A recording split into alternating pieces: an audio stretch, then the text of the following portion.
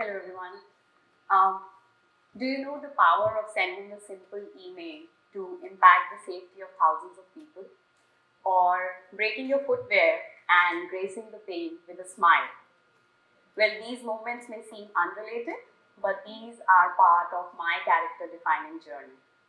Today, I'm here to share a few stories with you, tales of resilience, unexpected turns, and the lessons learned along the way. Let me start with a story from the time when I was just graduating out of MNNIT Allahabad in 2008. I was headed for my first ever job placement at MNNIT. I was armed with confidence. I was well prepared for my interviews. After all, I had been one of the toppers throughout. Little did I know that the universe had a twist waiting for me. As soon as as soon as I was about to enter the interview room, my footwear decided to break the news of retirement for me. I looked around to find any other female batchmate in the room in the shortlisted group to borrow a replacement shoe, but I found none. I went into a state of panic. As if the pressure of the first ever job interview was not enough, that this was thrown like a curveball at me. With a disappointed look, I immediately ran to the nearest department office and asked them for any glue or adhesive that they might have so that I could just stick my footwear. They answered none. With a disappointed look again, as I was walking out of the room, I realized a box of thumb pins lying in one remote corner of the room. I immediately grabbed a few and punched them into my footwear. I moved back into the interview room thinking as if I'm walking on a red carpet because I was so conscious of my walk that the footwear does not come apart again. I went through the entire interview process in a lot of pain and discomfort, but it was a silent testament of my determination and resilience. As the interview got over at the end of the day, when I was walking out of the interview room, the interviewers asked me, "Hey, you look a little discomforted while walking. Is everything okay?" I just downplayed it with a smile, thinking also that probably I had lost the interview somewhere. As I walked back into the hostel, holding my broken footwear in my hands, someone just came and mentioned, "You've been selected for this job," becoming the placement opener in a batch of 450 students in 2008. Adaptability and confidence can change setbacks also into opportunities. That day, I also learned that you can overcome challenges with a graceful smile.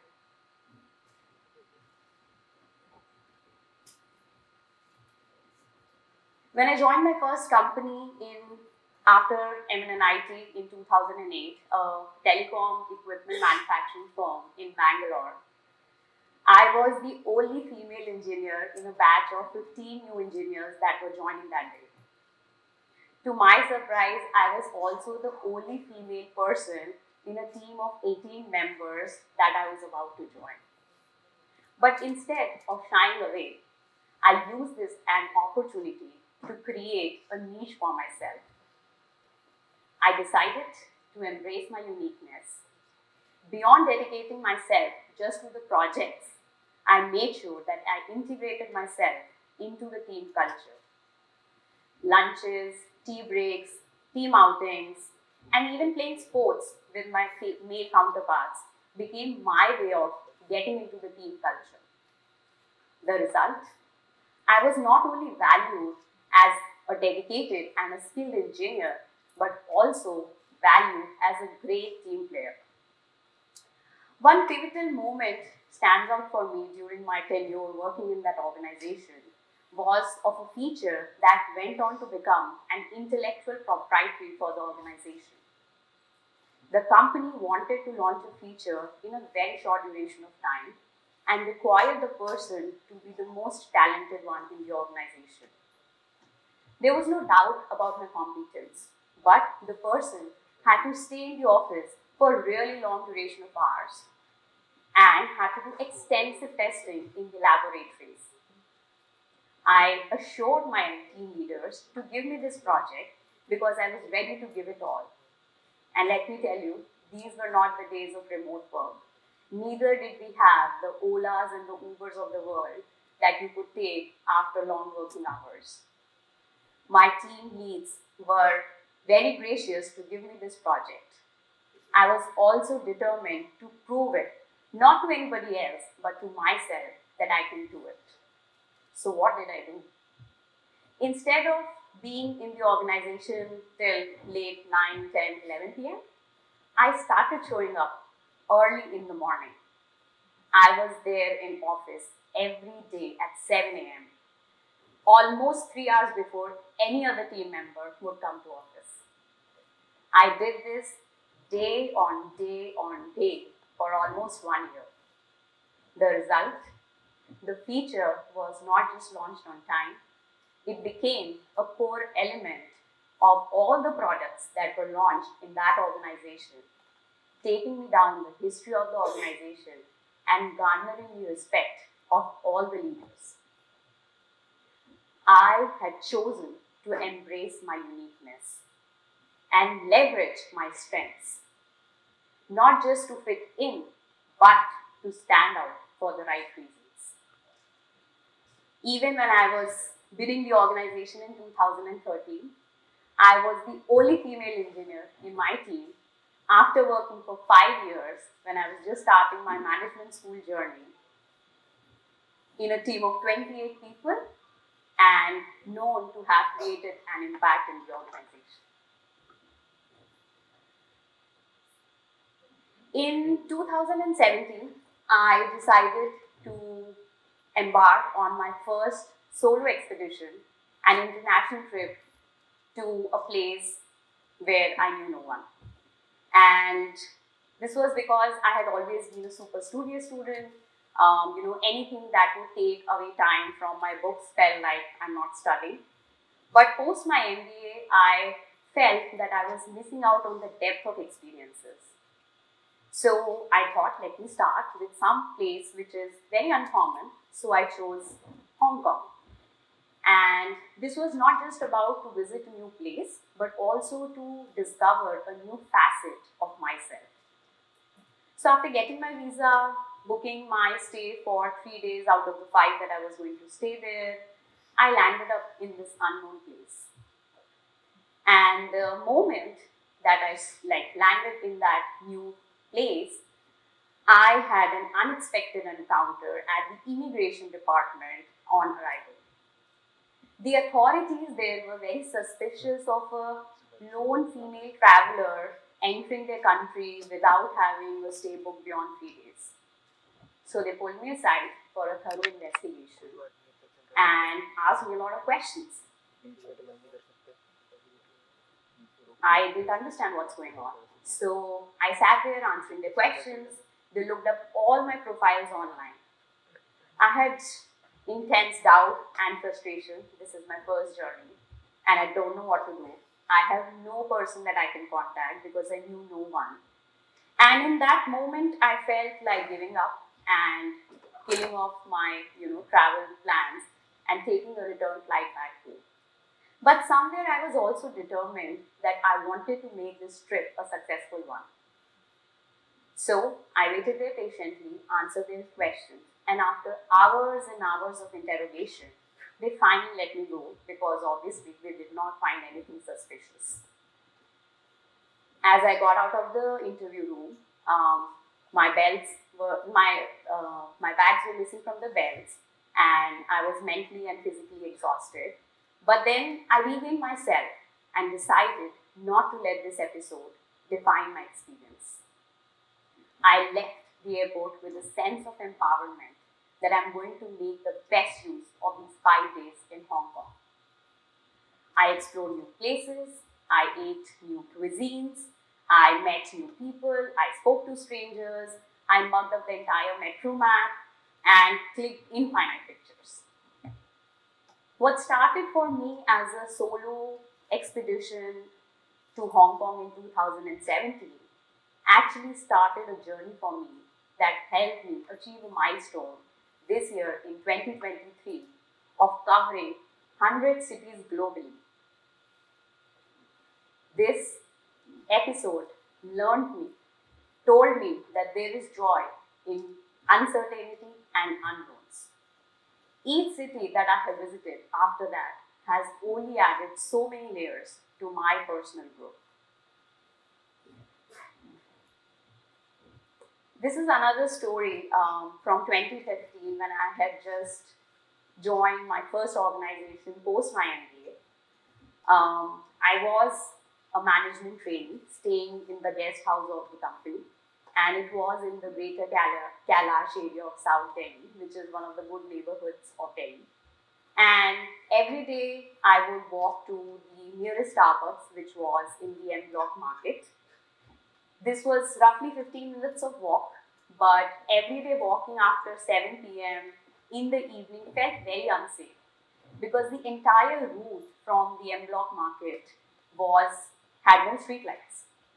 And this is the time when the Nirbhaya incident had just happened, and Delhi was considered to be extremely unsafe.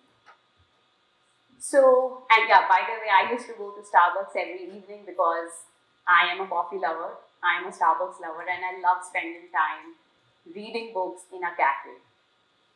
But instead of just fibbing about the situation or killing off my desire to go to the cafe, I decided to take some action. I figured out the email addresses of the concerned officials and dropped them an email and wrote to the Delhi government. I had a very clear ask. If this is the situation of the most posh neighborhoods of Delhi, then I'm surprised what is happening in not so popular areas. And what is the government doing about these dark zones? Within just one day, the Delhi government and the Chief Minister's office gave me a call. They asked me for all details and listened to me very patiently. I gave them all the details and clearly told them that I want some action and not just mere acknowledgement. After that, I went out of town. When I came back, I was sitting in the comfort of my guest house room when one of my batchmates from the same training program came in and asked me, "Hey Geetika, did you see that the entire route for the M Block market is all lit up? And it's so amazing that someone finally took notice of it and fixed this problem?" Because we had all been just cribbing about it. I just responded to her with a soft smile, completely aware of all the behind the scene action that had taken place. The entire street was lit up in just 10 days. The glow of the newly illuminated lights that day left a very broad message for me. Small actions, even though in the pursuit of a good cup of coffee, can create a bigger impact. For the last 6.5 years, I had been working for the largest e-commerce companies of the world. I had a great career. I had a high-paying job. I was creating solutions for millions of customers, and I was in the bustling city of America for the last 3.5 years. But during all this time, there was a profound sense of purpose that was stirring within me. So 4 months back, I decided to leave the bustling American landscape and come back to the heartland of India to join Atypical Advantage as the co-founder in order to create livelihood opportunities for people with disabilities. This decision was neither typical nor expected, especially by the corporate norms. As I shared this decision with my friends and my family, even they raised eyebrows and expressed suspicion as to what was I exactly doing. After all, leaving a job that everybody aspires for helping people with disabilities is an unheard of phenomenon. But I have always believed that if you don't step into the uncharted waters, then who will? But this decision was neither easy for me. I had a lot of doubts, and when I was considering making this move, there were a few moments that helped me strengthen my decision. The universe also plays a key role in that. I came across some stories of individuals that left an indelible mark on me. I met James, who is a talented musician. He is visually impaired. And when he creates music, his fingers run like running waters on the keyboard. I realized that every individual has potential. And regardless of the barriers of life, if you provide them with the right opportunities, then they can create a niche for themselves. I also met Clara in US, who was an engineer in my partner team. Clara was creating beautiful products and solutions through her coding skills. And let me tell you, Clara is hearing impaired. I realized if you give a person the right opportunity and the right platform, they will bring out their own skills and strengths. So as I witnessed all of these transformations of creating opportunities and employment, the decision to step away from the corporate world in order to join Atypical Advantage just became very easy. I have always believed that success lies not just in your own personal achievements, but in order to be able to contribute to the world, where if you provide opportunities to others, you will be able to create a bigger impact. Life's a journey through uncharted waters. So whether it's a broken shoe, a bright idea, or a bold choice, each story shapes who we are. So let's embrace the drama, the laughter, and the unexpected turns. Remember, it's the twists and the turns that make your story truly yours. As you navigate your own uncharted waters, remember, it's not about the storm, but about the ability to learn how to dance in the rain. Thank you for sailing with me today.